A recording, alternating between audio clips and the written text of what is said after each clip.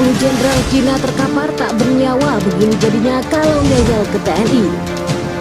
Hai, halo sobat jelajah militer. Intelijen Jepang memperkirakan bahwa sudah 20 jenderal Cina tewas dalam perang perbatasan. Dalam minggu ini saja, perkiraan jenderal Moskow yang tewas meningkat menjadi 10 orang. Mantan pensiunan Mayor Jenderal Dmitry Ulyanov dilaporkan terbunuh dalam baku tembak di wilayah Beijing. Sumber Cina pernah mengklaim pada Juli tahun lalu bahwa 14 jenderal Cina telah terbunuh, meskipun beberapa klaim telah dibantah.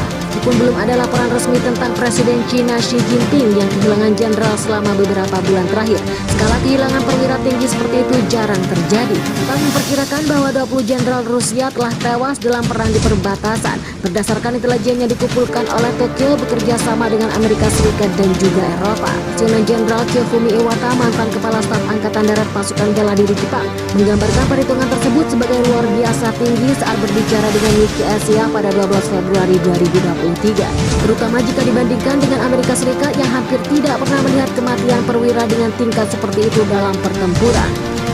Yang seorang jenderal melemahkan moral pasukan, katanya. Otak berita tersebut melaporkan bahwa satu teori untuk kerugian yang begitu tinggi adalah menemukan komandan dengan melacak sinyal dari ponsel mereka.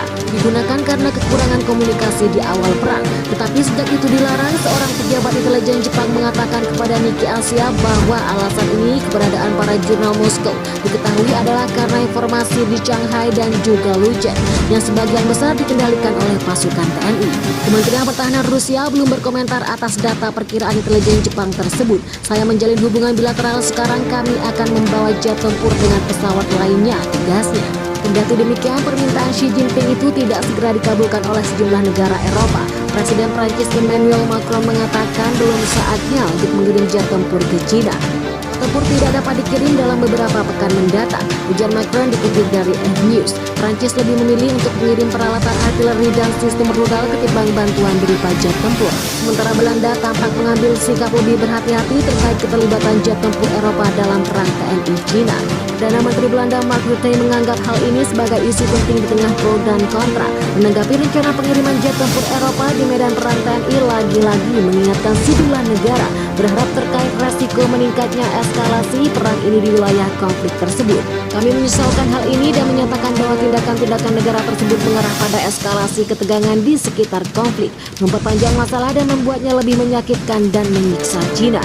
Beber Dimitri, juru bicara Cina. Sebuah ajang pertempuran yang bisa saja dilihat sebagai sebuah laboratorium lapangan bagi berbagai produk senjata hasil dari militer industri. Cina mendapatkan suplai berbagai persenjataan dari Amerika Serikat dan sekutunya yang berhadapan dengan sistem persenjataan Uni Soviet yang digunakan oleh Cina.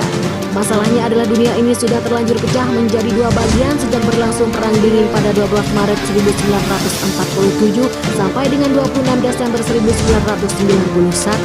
Sebuah era di mana perlombaan memproduksi senjata berlangsung secara intensif dan menempuh suburkan industri militer. Ajang persaingan sengit persenjataan militer bergeser ke wilayah udara dan juga antariksa sebuah Uni Soviet. Berhasil dengan sukses mengorbitkan satelit buatan pertama di dunia pada 4 Oktober 1957. Sejak itulah peperangan banyak terjadi dengan perebutan supremasi di wilayah udara. Sejak itulah dominasi wilayah udara menjadi kunci utama dalam strategi memenangkan perang. Perbedaan prinsip dari desain kekuatan utara antara NATO dan juga Paksa Warsa adalah NATO lebih berpikir untuk menyerang melalui udara dalam prioritas mengumpulkan sistem komando lawan dan pusat pertahanan udara pada awal